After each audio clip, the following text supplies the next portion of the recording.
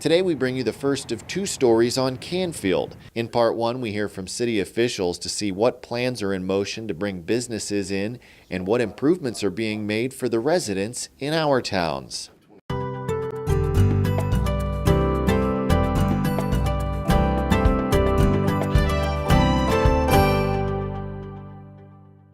This is the new Canfield water tower, capable of holding 500,000 gallons of water. Once operational, it will serve the growing number of businesses and residents in the area. Canfield Township right now is a very busy place to be. You can see that just driving through the 224 corridor, but there's a lot of other things going on behind the scenes. We have a lot of projects planned for this summer. One of those projects, known as the Mercedes Project, is dealing with stormwater, which is causing too much erosion and threatening some apartments. Through the years, with drainage from the turnpike, they had some erosion going on, and they lost about 5 feet of the embankment, which is getting dangerously close to a patio. Keith Rogers is township administrator and road superintendent. He says the township applied for and secured a $145,000 grant from the state to cover construction costs. The project is scheduled to be complete by the end of this July. We did a little bit of ditch clean out, and then they started using gabion baskets for the embankment stabilization process, and some long hours, but it's getting done.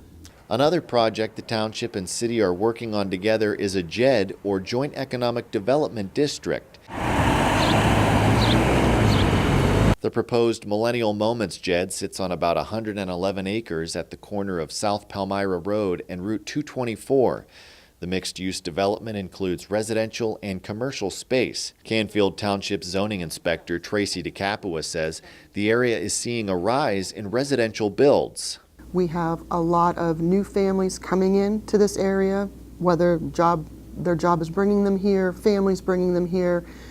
We have the younger couples, younger families, and then we have the people that are what they consider downsizing. They're going to a home, a single-family home, but to a villa or a smaller square footage property. So we have quite the mix. The first 400 feet from the center line of 224 will have a plaza supposedly right now, and then behind there are going to be multi-family units. And there are also going to be villas along the lake. There is a pretty large lake in that area. In addition to that, there will be single-family homes that will be built on that property. Township trustee Maria Zo Cartwright says by forming the JED, both the township and city will be responsible for providing services. Because of this, the city will be able to collect income taxes and the township will be able to collect on property taxes. The township has the property. The city has the utilities, and so they're going to provide those. And then in each agreement, we talk about who's going to take care of the roads, who's going to provide police protection. And then when it comes to fire protection, it doesn't matter because the Joint Fire District, Cardinal Joint Fire District, takes care of both.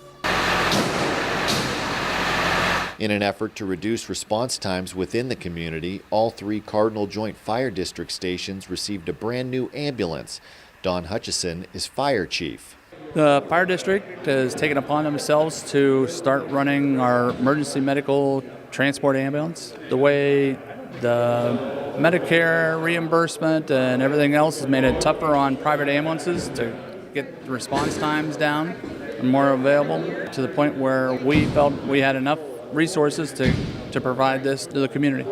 A small but very popular area within the community is the Village Green, says City Mayor Richard Duffett. Anybody that comes through the city would say, boy, your Village Green, as we used to call it when we were a village, is beautiful. And it's the envy of really any city in the state. We'd like to enhance that. The appropriate businesses would be nice to enhance the Village Green. There's a good mix of both that small business and big business, but as the mayor mentioned, the big thing is finding that right fit. One, does it fit in Canfield? And two, if it fits in Canfield, where does it fit? Is it Village Green or elsewhere in the city? City Manager Wade Calhoun says in order to better utilize the Village Green, they want to avoid it becoming a town center catering only to offices because it wouldn't allow any sort of nightlife. Everything kind of shuts down on the Village Green around 5 o'clock. because there is no primetime businesses, restaurants, boutiques that are staying open till 8, 9 o'clock to drive traffic on the Village Green.